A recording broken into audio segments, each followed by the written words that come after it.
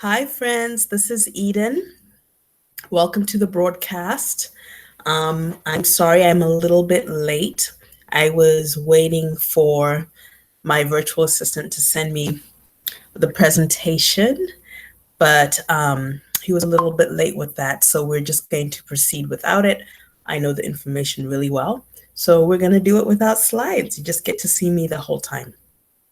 All right. So I'm just going to bring up a few notes that I have over here. And I want to start by welcoming you to the webinar. Thanks for taking the time to come and learn about how to make your own signature oil blend. I commit to just completely serving you in this 45 minutes or 1 hour, depending on how many questions there are and how many people join us live, in really committing to helping you have a blueprint that you can use with or without my workshop, with or without my mentorship, to create your first signature oil blend. Okay. And so I will be sharing that blueprint, giving you some advice and guidelines that will save you a lot of heartache and time and sort of shortcut your path to success a little bit by lessening that learning curve. And for those of you that are seeing me for the first time, I think most of you who are coming to this webinar have, come here from Facebook, or you are YouTube subscribers, email subscribers. You've maybe taken some of my in-person workshops here in Phoenix, so you already know who I am, and I won't go too much into detail. But for those of you to whom I am new, I'll just give a brief 3-minute introduction. My name is Eden Croft. I live here in Phoenix, Arizona, and my primary job is I stay home with my kids because they're still very young. They're like 7, and my younger one will be 4 next month. So that's my main job.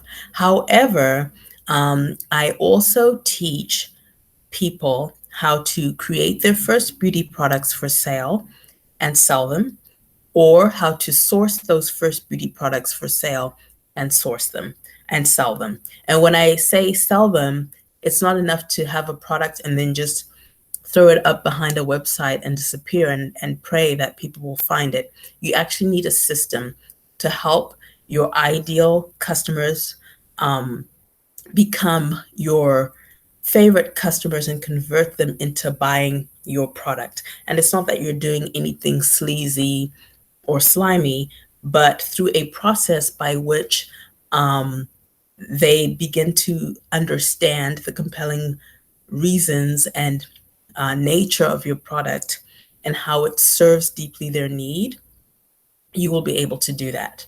And so going on to the workshop, I first of all do that by encouraging everyone to find a niche.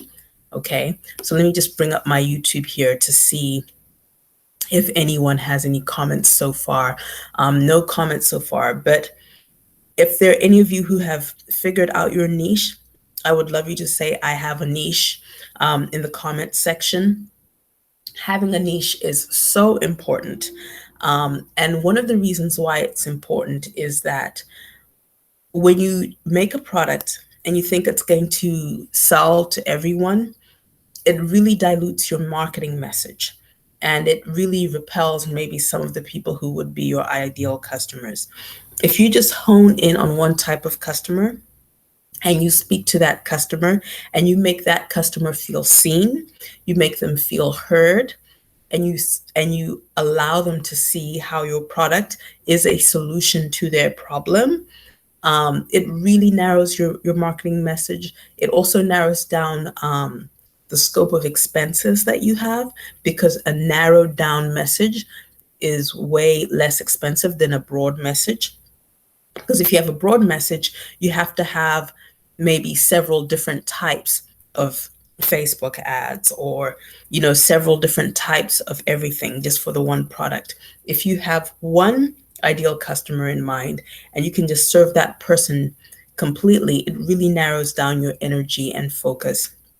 which allows you to do more with less. It allows you to buy more ingredients because you've narrowed it down to a specific niche. So you're able to buy in larger quantities, which means that your cost per unit is less. It allows you to be generous because it costs you less to make the product, and just the way your time is focused, you really can focus on educating and serving that one niche. So you really, really have to niche down. I'm sure many of you have heard the phrase, the riches are in the niches. I guess niche would be an American pronunciation of that word, which is fine too. Both pronunciations work, whatever you prefer, niche or niche. So you really want to niche down. So I will go into how to niche down a little bit later, but let me first start by talking about some underserved niches. There are many underserved niches. I'll be highlighting 8 of them in the workshop that's on Saturday. However, today I will highlight 3 of the underserved niches. When you take the workshop, you get a worksheet that has 52 different niche ideas. So you will not be at a loss for niche ideas. You will find a niche. It's just a matter of deciding which one you want, and it'll become pretty clear from the sheet which one you most gravitate towards. Okay, and if you have, just narrow it down to 3 or 4, I can help you pick one that's most suited to your personality and your lifestyle, and that's, authentic for you.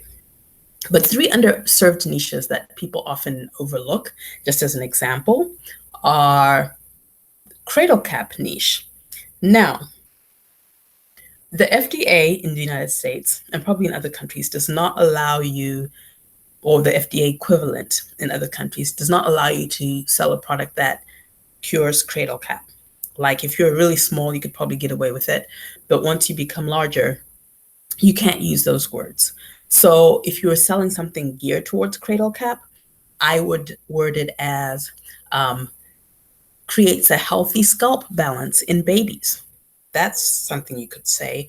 Um, you know, reduces oil production on scalp, or a clean, fresh scalp for babies who may have problem scalp issues. You can say things like that. And the number one herb, if you're asking, that would be great for cradle cap would be calendula. Now, okay, you're like cradle cap, babies. I don't want to serve babies. Why would I bother with cradle cap?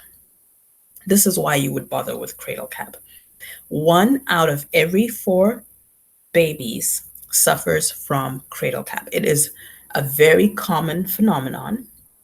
And even though it is completely harmless, a baby can be healthy and thriving even with a pretty rough case of cradle cap. The thing is, it is unsightly. And if someone is a first time mom, especially, people who had 2, 3, 4 kids are a little bit more relaxed about it. But someone who's a first time mom who has a case of cradle cap, and they know that maybe their super judgy mother in law is coming around, or, some people don't know how to keep their mouths quiet, and people are commenting or saying what's wrong with the baby's scalp, and you don't necessarily know. You're going to the doctor, they're recommending these sort of medicated shampoos, and you're feeling kind of iffy about it. And you're just, trying all the stuff you find on the internet, but it's not working. That particular niche has a sense of urgency about solving their problem. And yes, it is only for a short period of time. Cradle cap usually happens within the first few months of life. And many cases happen within the first year of life. And then there are a few cases that will go on later, like into toddlerhood, maybe even up to 3 years old. So it's a very short period of time. But babies are being born every day, every day, every day, every day. And when it's happening in the life of a baby, the full focus is there for the mother or the father or whoever the primary caregiver is, the grandmother, to help solve this case. So they will pay any price. And I'll give you an example. My first child, when she was born, I didn't know enough about cradle cap. She's 7 now, and All the little home remedies I tried didn't work, and I didn't know necessarily about calendula at that time. And so after that, I went to babycenter.com, which is like a sort of it's almost like a Facebook for moms, but it's little groups and you can join little groups. And so I went there and I poked around looking for cradle cap remedies in the threads and maybe asked a few questions. And a product that came up overwhelmingly was baby California Baby's calendula cream. And even though it's a skin cream, many moms had tried it for hair and it had worked. Now, if I had just gotten a sunflower oil with calendula, it would have worked as well. And it probably would have cost me less. And now their price has gone down completely. But at the time, they weren't in Target yet. And at the time, their price was $24 for a 2-ounce cream. And at the time, I was really, really, really poor. We were really living like almost just barely above the poverty line, okay? But it was important to me to solve that. So I ordered it and, and it came. And so when someone has something that's really urgent and time sensitive, they'll pay any price. I'm not saying that you should gouge people's eyeballs out, but being able to speak to a specific niche is really, really helpful in terms of honing your marketing message. Your whole message can be about how to properly care for a baby's scalp. You can do emotional messages about, you know, or posts that appeal to, what it feels like when, people are judging you and judging the way you care for your child because your child's scalp looks pretty wild, or maybe the cradle cap is coming down up into the nose area, right? So it just really looks, you know it looks like something you should be more concerned about than you actually need to be. So kind of having compassion for the person who's dealing with that and wanting to solve it. And talk about people judging you, or the doctor sending you off with the thing that you wouldn't even use on your own head because you tend to be more naturally inclined. So it just really hones down the message for you. Another niche that is completely underserved is the pain management niche, okay? Because people think of beautifying skin and hair and so forth, but pain management is really a huge, huge thing, okay? And when people are in pain, they will do anything to help relieve that. And, with the opioid crisis here in the States, with people kind of becoming more natural, with maybe people becoming insensitive to medication because they've used it so much that their body's now desensitized to it, or with medication that has side effects that are undesirable. Maybe it makes them drowsy. Maybe it gives them a whole host of other health problems. People are looking for ways to manage their pain, which can be debilitating, without having to take drugs for it. So, or smell like icy hot, right? So, one thing that has become very of the day here in the United States, and if you live in certain places in Europe, it's quite possible too, is the cannabis niche. Now, don't run away. I'm not suggesting that people smoke joints and stuff like that, because when you take cannabis extracts topically, it has been proven, definitely anecdotally, and there is starting to become a building body of evidence scientifically, that cannabis really helps with pain management. It kind of numbs the area. So it works topically, but this is the advantage of topical application of cannabis. The advantage of topical application of cannabis is that you don't get high. Okay, so many people object to getting high for spiritual reasons, for religious reasons, for moral reasons, and that's all totally valid. Some people object for practical reasons. Maybe you care for an elderly parent. Maybe you care for children. Maybe you operate heavy machinery at work. Maybe you just want to be aware of your surroundings, or you're going into a social situation where it's not appropriate to be kind of out of it.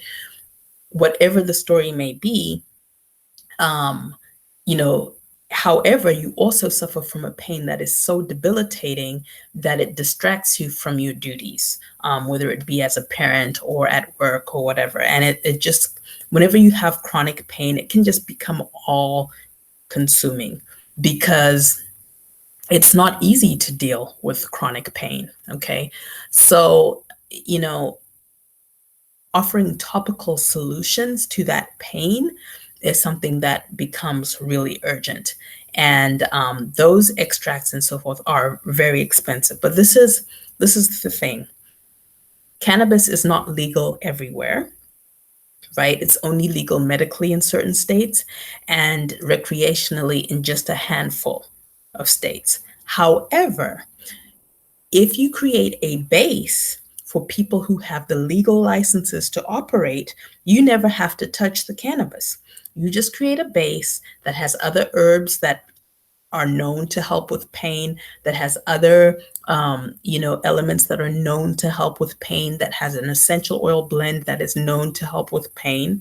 And then the operator of the dispensary, the operator of whatever venue that's selling cannabis extracts, the operator of the mobile delivery system, whoever you're dealing with, can then add their own cannabis extracts to it, and you never have to touch it.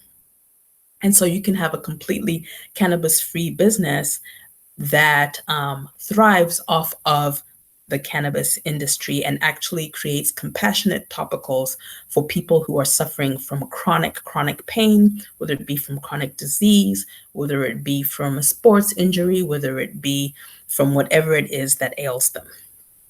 Okay, and one of the herbs, for example, you could add to that is arnica. Arnica is great when it's infused for relieving pain topically, and I've used it and it does work.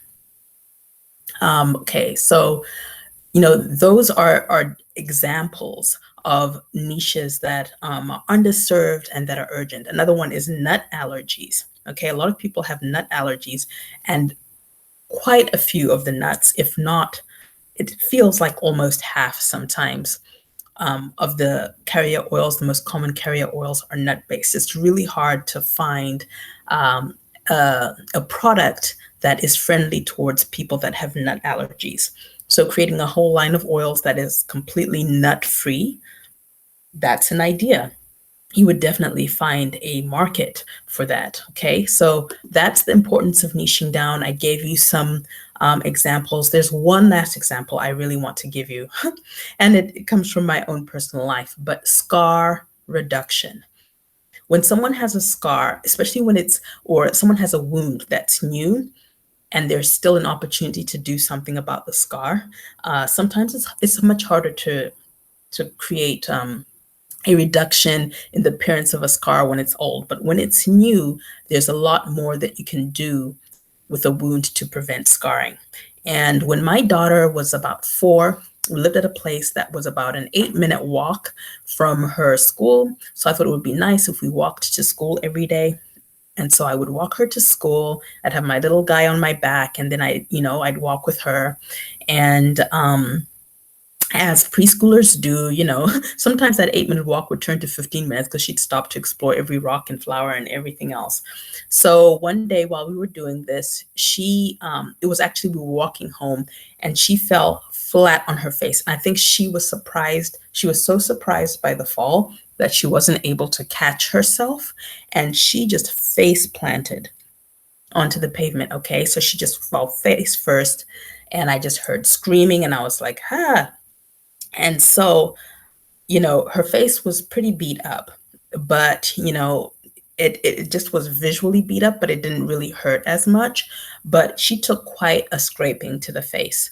And then when we got home, it started to look worse and worse. And I was really concerned about how I would do this. And I went and I looked online, and all of the things that were available did not look that effective to me, because I knew a little bit about oils and so forth by then, enough to know, what would work and what wouldn't. And there just wasn't enough of a market. So I got together with some of my natural mom friends, and we created a regimen. And so I ended up using fresh aloe, and I ended up using other things that help with scarring and so forth.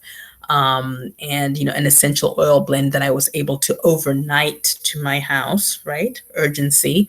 So it was an expensive blend that had expensive oils in it, but it was less expensive than if I had bought it each oil individually, and I overnighted it to my house. So I was willing to pay any price in addition to my home remedies to just be double sure that she didn't scar like that in the face. Because life is hard. It's okay to live with scars, but life is hard for a child with scars. And I was just like, oh, my poor baby, she's going to be like scarred in the face. And it was so bad. Let me tell you how bad it was. There was a mom I used to walk by in one of the houses on the way to the school, and she used to wave to me every day. The next day, when she saw me walking Jubilee, my daughter, she wouldn't even wave. She just kind of gave me a dirty look because it really looked like I had punched my daughter in the face. We get to the preschool. The teacher kind of looks at me and looks at Jubilee and is like, what happened to her face? And I told her, you know, and she was just like, and I was worried. I was like, oh my God, they're going to call CPS on me. But she said, don't worry. I know the kind of mom that you are. Stuff like that happens. I'm just glad she's okay.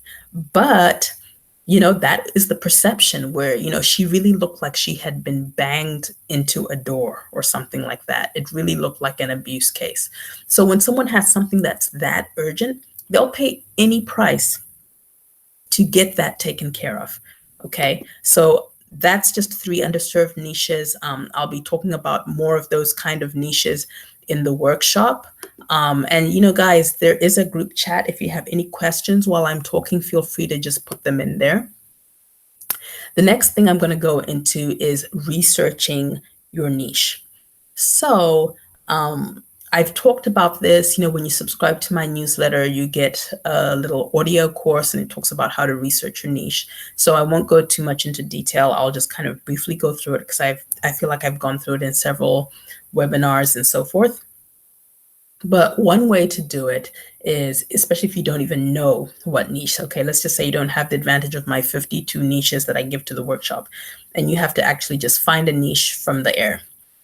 One thing you could do is go to different comment sections. The comment section is lit, you guys, of popular YouTube videos that are dealing with skincare, that are dealing with hair care, whatever it is you're trying to do, and see what people are saying. What are they struggling with? If someone has created a DIY blend that is really effective and people are like, yeah, this really worked. If there are people who are saying, I don't want to do this myself. This looks good, but I would never do it myself. Can you just sell it to me? That's always a good sign. Another place to look, and also look at what people are struggling with. What are their pain points? Okay. You want to find their pain points and write that down. Are they saying that, my hair just dries after one wash? This doesn't detangle.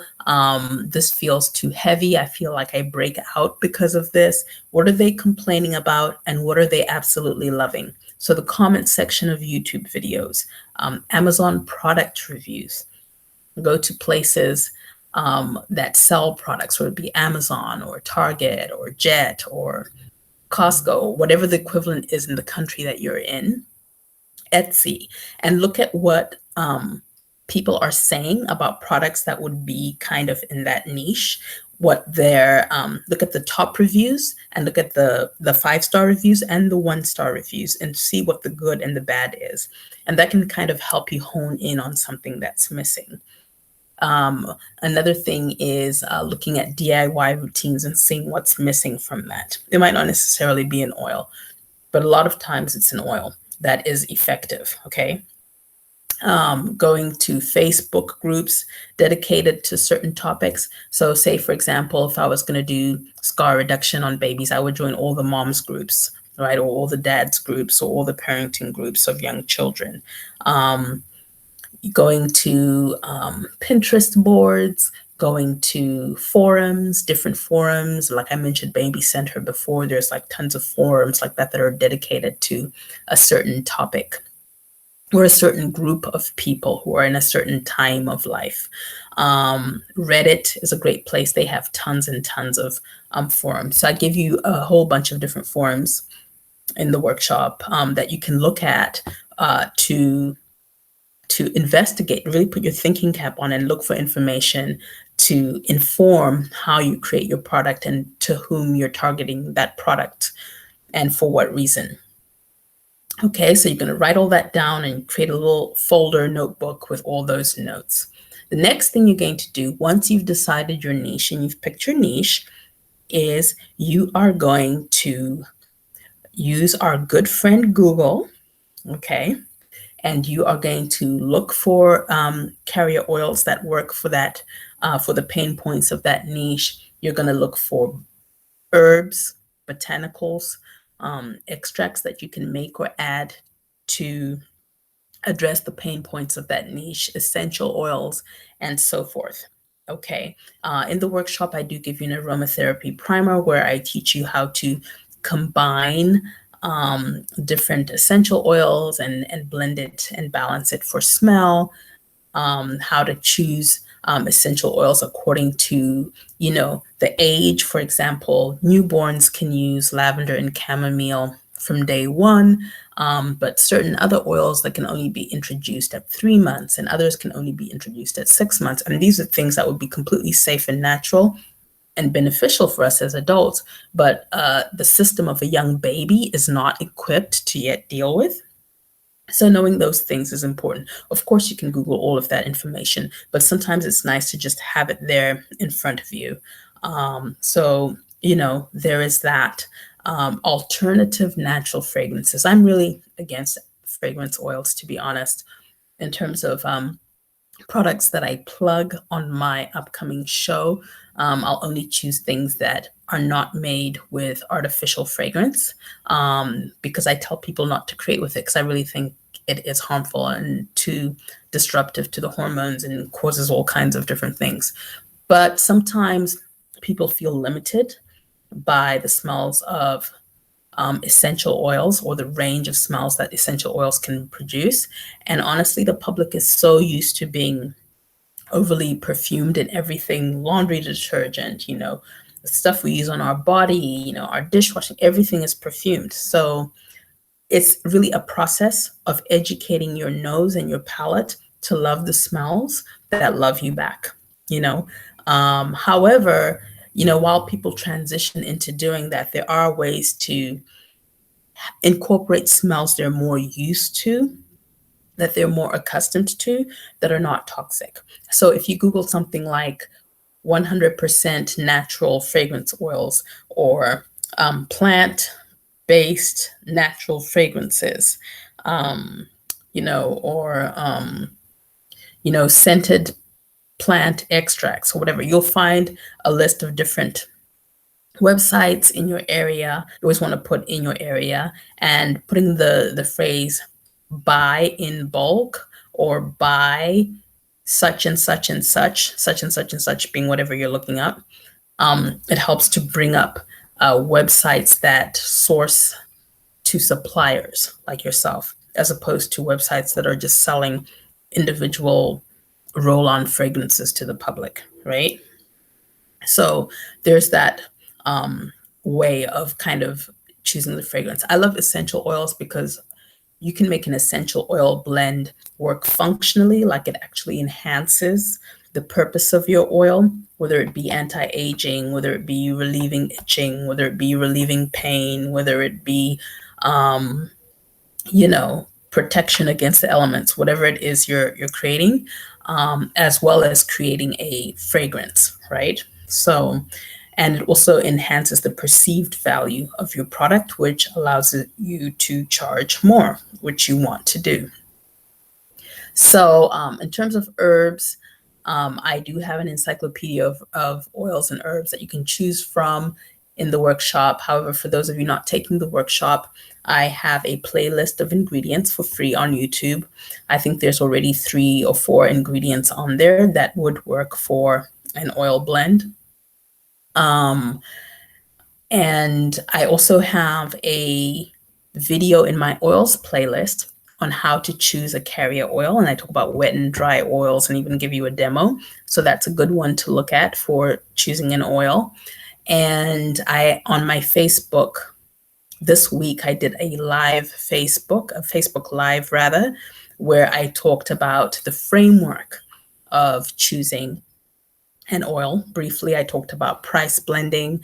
I talked about choosing it according to function and so forth. So between all of that, you have things to help you do it if you're not coming to the workshop. Okay, so once you've figured out what oils you're using, what botanicals you're using, if any, what essential oils you're using, if any, you now want to create a shopping list, okay? And you want to buy in quantities that make sense, guys.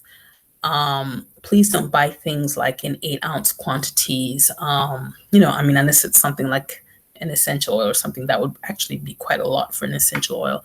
But, your herbs, you want to buy by the pound. Your carrier oils, you want to buy by the gallon. When you start buying things in smaller quantities than that, the pricing starts to make less sense for you. And then you're forced to charge a higher price than the market will bear.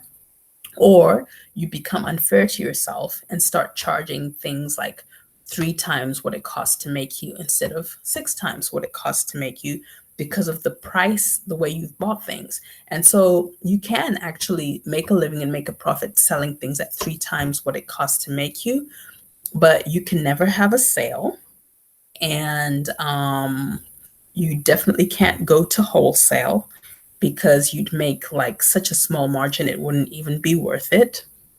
And the bigger you grew, you couldn't advertise. It always have to be organic. I mean, you would just be in a crunch because there's always expenses that you're not thinking about that come into play. Your email list is growing. Well, once you get past 500 with certain carriers, you're going to have to start paying for those people. Once you get to 1,000 people, you're going to pay. Once you get to 3,000, there's a scale of how much you have to pay. Then there's hosting your website. Then there's the fees of transactions from, the people paying with their credit card. Or if you're on Etsy, Etsy takes a piece of the action for every sale. And then, the credit card person takes, it just adds up. So you really want to price in a way that's fair to yourself. So buy in quantities that make sense. And when you've narrowed it down to a specific niche, that allows you to narrow it down to specific ingredients, and you can buy those ingredients in bulk. And then you can have targeted marketing, targeted advertising. When you get to the advertising level, everything is targeted. So it really helps to narrow down what it costs. And then once you figure out your cost, charge 4 to 6 times what it costs you to make. And then you will have options in terms of how you want to proceed. You might price it like that and decide you only ever want to do direct to consumer, which I love because that's the best, least stressful way. But if you decide to go to retail, if you decide to do all these different things, if you decide to go to manufacturing, you still will be able to make a profit without having to increase your prices, because you can always come down in price, but going up in price is much harder for people to understand. All right.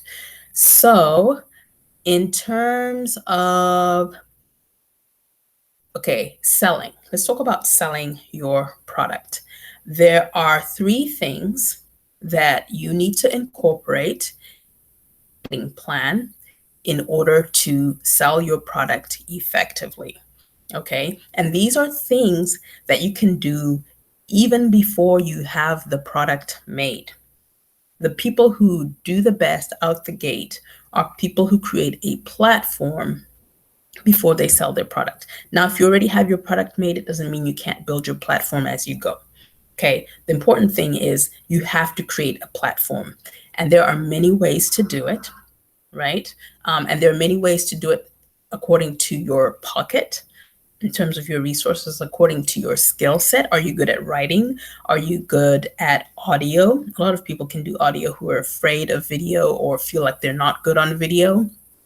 I think everyone can become good on video. You just have to practice and just know that your first few times are going to be horrible, most likely. But you'll get used to it and you'll become more comfortable and you'll just be able to come, switch on your laptop and go. Okay. Or your cell phone or whatever, or your camera if you're going to be more fancy. So there's that. There's if you're good creatively with images and so forth, or if you learn quickly with tech, there are a lot of easy programs for creating nice graphics for Pinterest and Instagram and so forth. And you can do Tumblr, where it's a combination of, you know, images and writing. I mean, there's so many different mediums that you can do. You can create an Alexa briefing. And you know, if you feel like you're just not good voice wise, you can get a voice actor from Fiverr to read the briefings that you write up. You can do little ebooks that you put on Amazon, and then those books lead people to your product. There's so many different ways that you can do this, but you have to create a platform and you have to market your product. People aren't just going to find it by magic. It's strategy. Okay. And so let's talk a little bit about that strategy. It needs to incorporate three things. Like I said, what are those three things? There needs to be a routine that is established around your product. Okay. There needs to be education on not just how to use your product, but self-care practices that help to alleviate the problem that your niche is facing. Um, and there needs to be a unique value proposition. And this is where your product comes in. You don't get to talk about your product. I mean, you can, but it's less effective. If you talk about your product after you have helped people understand self-care through creating a routine for them, that includes things like your product, right? And through education on what they should be avoiding parabens, avoiding phthalates and fake fragrances, avoiding things that maybe aren't organic or haven't been certified pesticide free, avoiding, you know, this, that, and the other, okay? And what they should be using instead. What kind of ingredients should they be using? What kind of things should they be looking for? Once you've educated them on all of those things, telling them about your product becomes a natural extension of that. Because then you can really highlight what makes your product special and unique, what differentiates you from your colleagues in the space. What is your unique value proposition? Okay, so let's talk a little bit more about this routine business. So what do you mean by routine, Eden? Well, on the surface, it's obvious, but let's say I have a video that I did on taking care of dry skin in the desert, right? So dry skin in the desert is a huge issue. We have a lot of snowbirds who come here because even though our summers are brutal, our winters and our spring, our fall even is really lovely. So there are a lot of people who are transplants from different climates, and they come here and their skin just takes a beating. And especially because a lot of people who are able to do this are retired, so they're older, so they already are in a place where, because their skin is more experienced, it's more delicate and can't take the beating quite as effectively as, say, a 20-year-old. Or the wear and tear isn't showing as it shows more readily. 20-year-olds taking a beating too if they knew, but you know, they kind of have that, you know, hey, I'm 20, I'll eat pizza at midnight and it'll just roll off the next day. So we talk about in a routine that involves your oil, you want to talk about how they should use the oil. Okay, so you create a whole routine. You talk about how they should wash their face, whether they're washing with your face oil or whatever. You talk about, you know, what are the primary things that they are facing? Are they facing dry, flaky skin? What's causing the dry, flaky skin? Is it only that the climate is dry and it's sucking the moisture out of them before they've even left the house? Or is it that there's inadequate exfoliation? Or is it that there isn't enough of a film former, an aqueous film former between the oil layer that they put on top and the, you know, fresh skin that's been exfoliated? You know, are they using anti-aging things that are specific immediately helpful with issues that they might face in the desert, right? Like hyperpigmentation from and sunspots.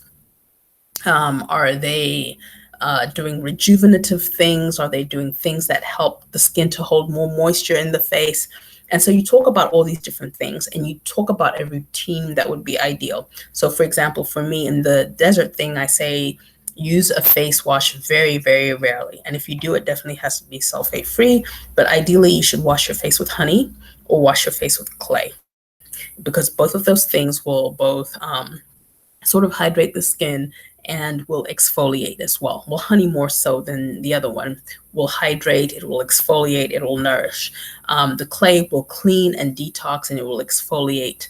And as long as you combine the clay with something hydrating, then it can serve for that purpose as well. And it's nice and natural and it won't strip overly from the skin. Then the next thing you want to do is prime with something that has hyaluronic acid and vitamin C, because you want to create a layer of film. Aloe is good too. Any of the cactus extracts like prickly pear extract, nopal cactus extract, things that are really hydrating, seaweed extracts, and that create a film, like a watery film on the skin that both draws moisture to the surface of the skin and also creates almost a layer of water around the skin.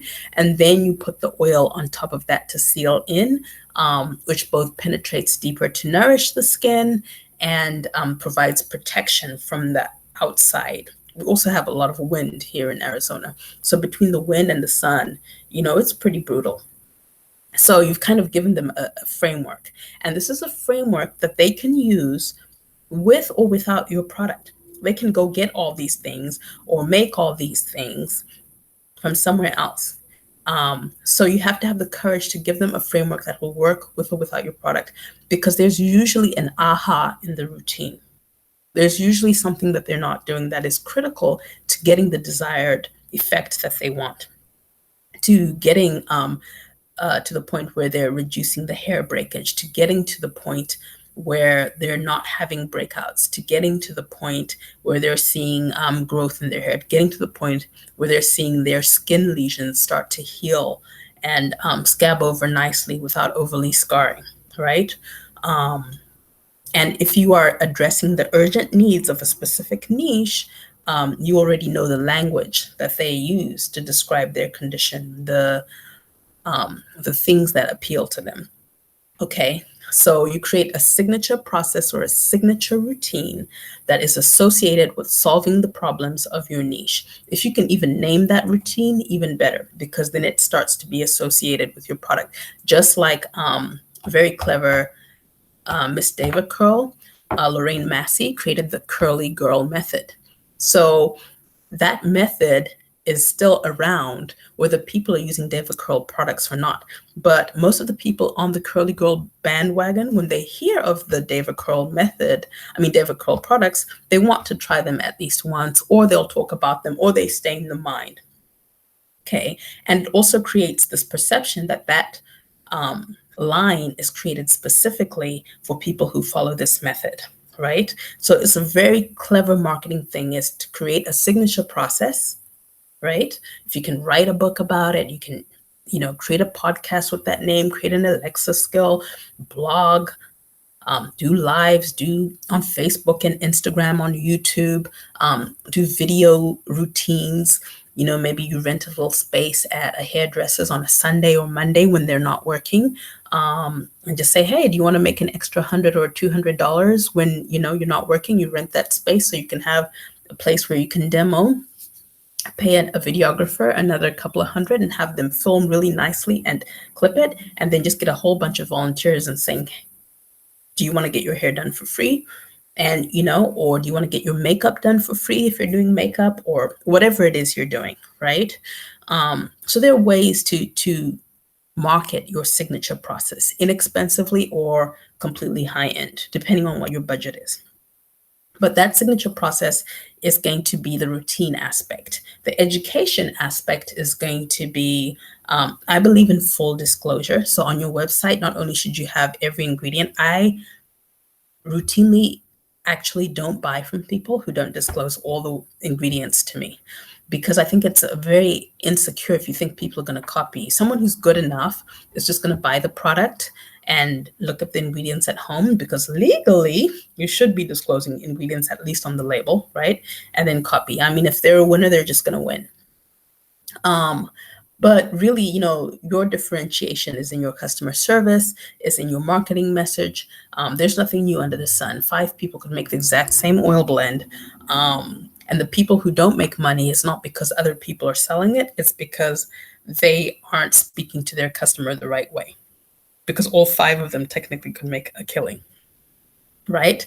Otherwise, no, there'd be no indie soap makers, because hey, we already have Lever Brothers and Procter and Gamble. Why would we make soap?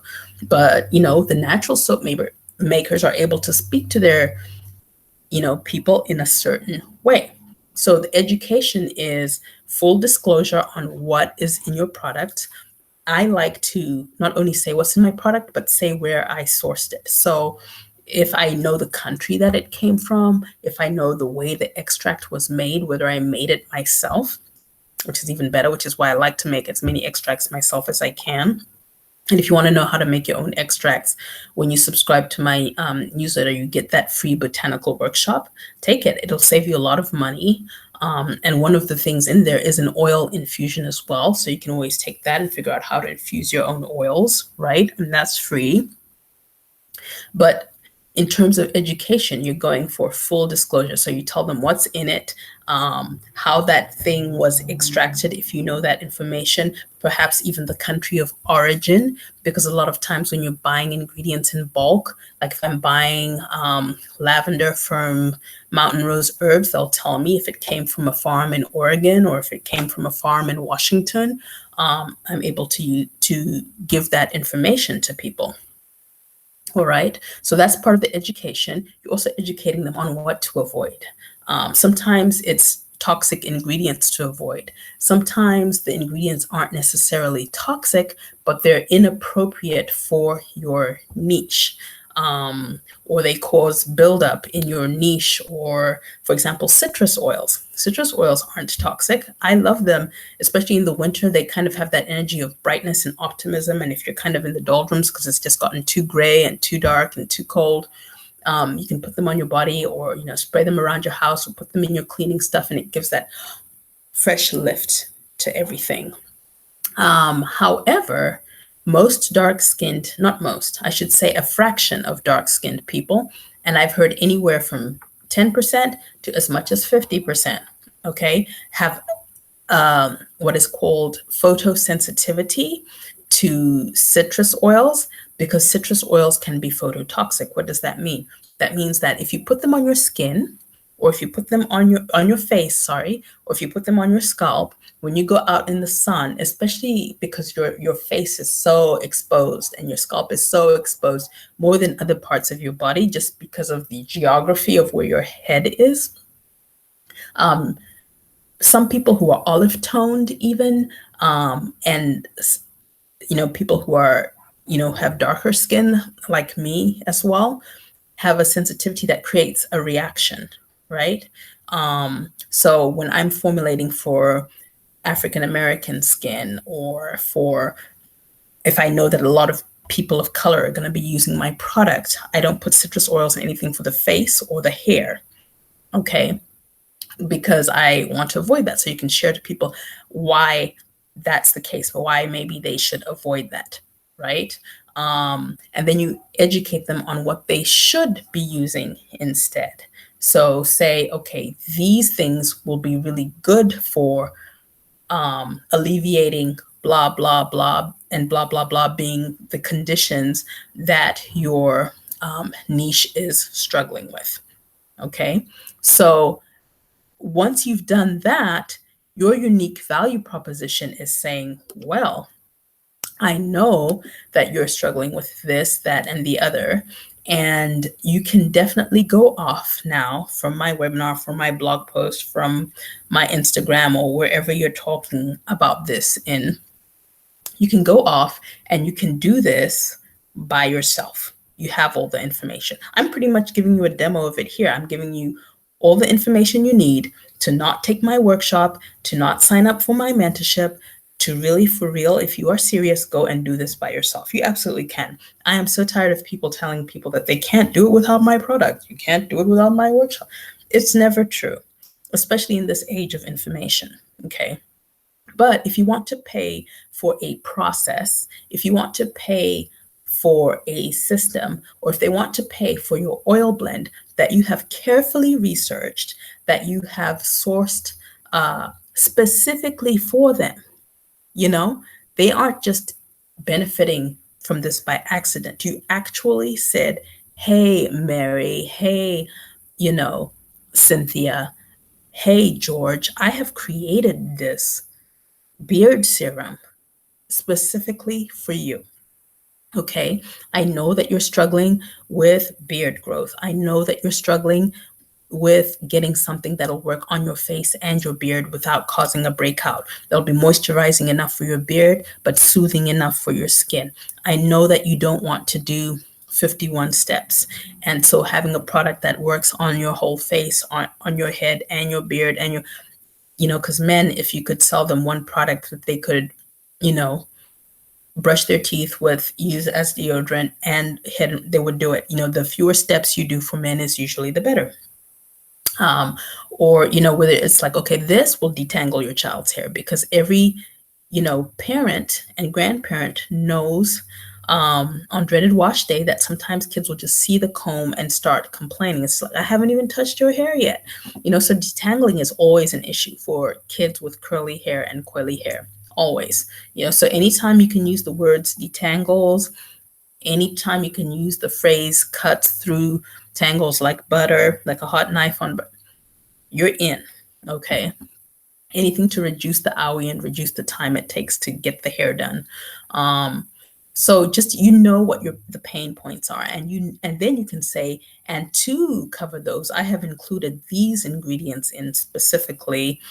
You don't have to worry about parabens. You don't have to worry about this. You don't have to worry about that. Oil is really nice because it appeals even to the purists. Okay, because there's some people who don't want any kind of anything.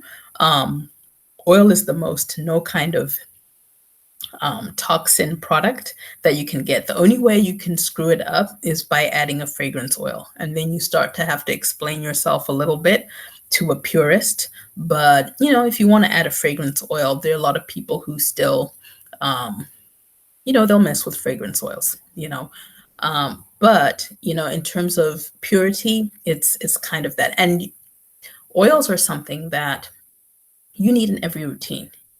They're useful for washing, they're useful for nourishing, they're useful for moisturizing, they're useful for healing, because the skin is porous and it has a hydrophilic portion and a a lipophilic portion. So it can absorb oils, and the nutrients in your oils, the herbs you put, the essential oils you put, can work at, that follicular level in the scalp, or, in that kind of very sort of, the deeper layers of the tissues of the skin, helping to regenerate it. So oil is a very special thing. There's a reason why it's been used for thousands and thousands of years, for anointing, for healing, for all those things. And so that's something to think about. Then that's how you sell. So you get to a point where you have the offer.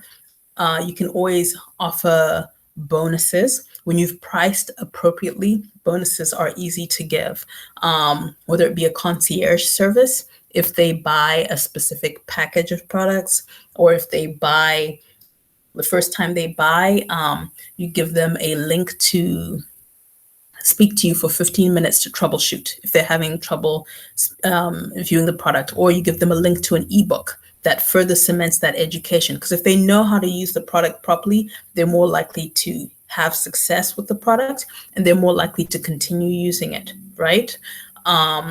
So when you've niched appropriately, when you've priced appropriately, these are things that are easy to do.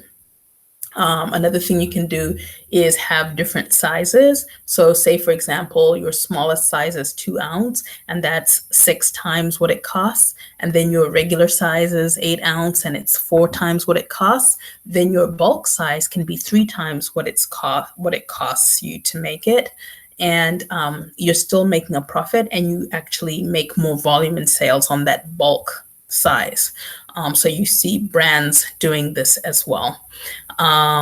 So yeah, you basically are a party coordinator. Think of yourself as a party coordinator. You're telling them how to set the environment for a super lit party, how to, make the food, how to invite the guests, how to do everything. And then at the end, you say, but hey, if you don't want to do the setup and bother with all that, and you just want to show up and be the host, you still have to do the work because they still have to put the product on. They still have to follow the routine themselves. But they don't want to do the work of creating the product. You have something available for them that you have created. Okay. And for a lot of people, some people will go and do it themselves, and you all are maybe some of that crowd, right? Excuse me, I'm going to take a sip of water. But you all are some of that crowd because you're here trying to make products, trying to source products, trying to sell. You see the opportunity. It's something you're passionate about. Hopefully you're passionate about it because it makes the harder days easier when you're passionate about things. There's nothing in the world, no matter how much you love it, that isn't going to have a few hard days. But because you're passionate about it, you're willing to do it for them. Maybe they're just passionate about looking good, but they aren't necessarily passionate about mixing stuff in their kitchen for hours. Okay. So, marketing, you're going to include those three things that I said: the routine, the education, the unique value proposition that sets your product up to be the MVP. Okay, you're going to find a medium to market in that is most comfortable for you. What's most natural for you? Is it voice to voice contact? Is it maybe writing something down and just recording it on your phone or on your laptop with a microphone and having a daily podcast that's just 5 to 10 minutes, or creating an Alexa briefing? What is it? Little blog posts every day? Is it, Instagram posts? Do something that feels comfortable and real for you that you can do consistently, at least a few times a week. And if you can do it Monday through Friday, that's awesome, but just keep showing up consistently. And also bear in mind that you should try and harvest an email list. Just because any of these platforms that we build on, whether it be Facebook, YouTube, Pinterest, Instagram, Tumblr, Anchor, whatever, we do not own these platforms. Okay. So at any point, they can change the algorithm, and then your people don't ever see your posts. If any of you are on Facebook, you know that you see the same post from the same 20 people in a loop, even though you have 400 friends. I get tired of it. So sometimes I'll just go and look through my friends list and go look for people I'm interested in that I haven't seen anything from for a while. And I'll, look through a few of their pictures and like them, or, say a message or say hi, just to switch it up, or else it's just not even interesting anymore, or you have to go specifically to look for your groups and so forth. So learn how to hack the algorithm, stay up, find, an internet guru, mentor. There's so many of them now, that you like, and follow them and get tips of, how to keep up with the algorithm and so forth. But also always be looking to move your people, move your audience to an email list so that they can get those special offers from you, so that you can stay in touch with them top of mind. And, every email doesn't have to be buy my stuff. You can give information too that has nothing to do with buy my stuff, or just lead them to a free post where you're talking about information. But, you have to find a way to harvest the information of your customers so that, that is something that you own. People can't take that necessarily away from you. So that is that. Mentoring, for those of you that are looking for mentoring, will you get everything you need in the workshop? Yes, you will. You'll get worksheets, you'll get resource sheets, you'll get lists of oils and botanicals and places to buy them in like 6 different places. Right now, I'm doing North America, so United States and Canada. I'm doing South Africa and Nigeria. I am doing the United Kingdom, and I'm going to do Germany and France. And then I might add 2 more places. I don't want to say what they are. It just depends on what I can find. If I feel like I can find enough stuff for people to do it from there, then I will.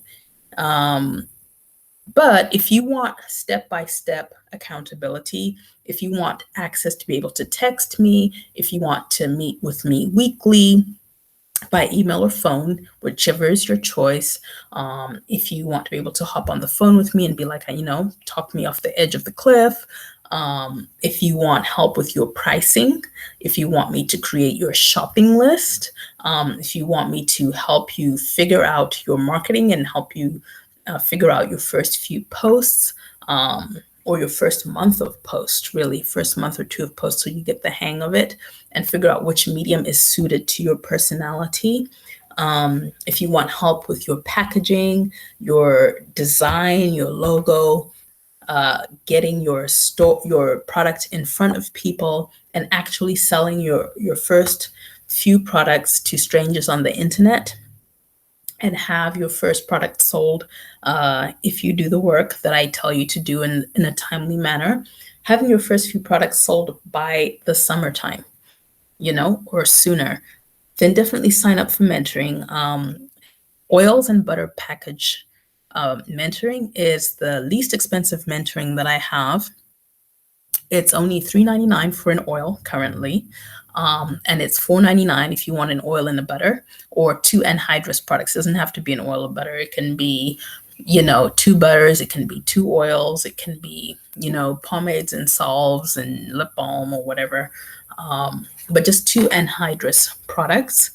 Then that's the least expensive mentoring I have. My mentoring for emulsions and so forth is a lot more expensive because it's a lot more involved, because I actually make the product for you and I give you a couple of different versions to try, and I tweak it until you're happy with it. And then once you're happy with it, I teach you how to create that same formula that you're happy with. I videotape it, and I walk you through the process. So that involves a lot more time. It actually involves me spending money. So definitely I charge more for that. And but I like people to start with oils, just because if you can be successful with a couple of oil-based products under your belt, you kind of have more courage for the emulsion part. But if you've been dabbling for a while, maybe you're ready for the emulsion. But for today, I'm offering the $3.99 oil for a singular oil or butter, and $4.99 for 2 oils or butters, or a combo thereof. All right. And the workshop itself is $25.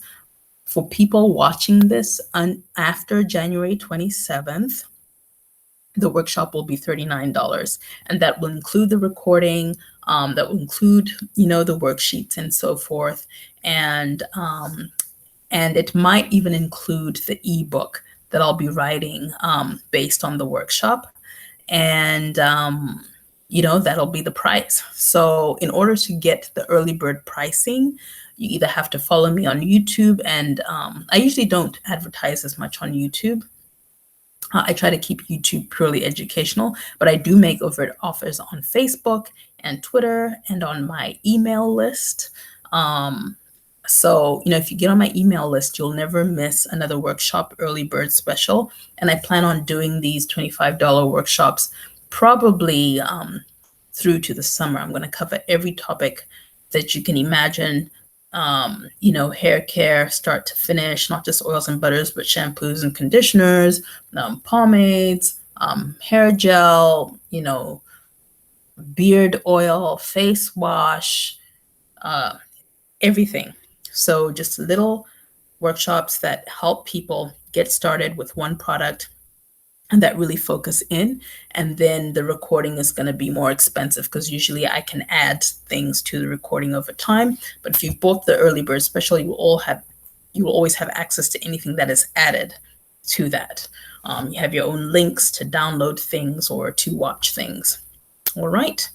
And yeah, and sometimes when people come to workshops, I like to give them little free gifts as surprises, um, because I'm trying to, I practice what I preach. I say that you need to be generous.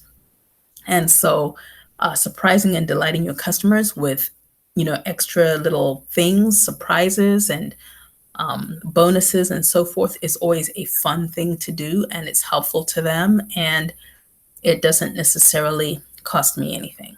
So, if you want to know what the surprise is, you'd have to be at the workshop. So, thanks to those of you who've already signed up for the workshop. I can't wait to hang out with you on Sunday. If any of you have questions, let me go back to Google here to see if there's any questions.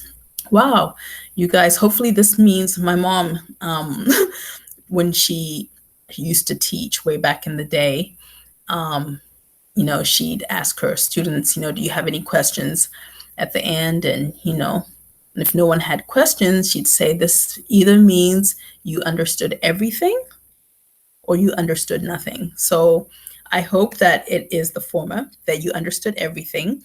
The link to buy the workshop or to sign up for mentoring or to sign up for a call if you're kind of on the fence about mentoring is there in the description box. I look forward to seeing you again sometime on YouTube or on Facebook.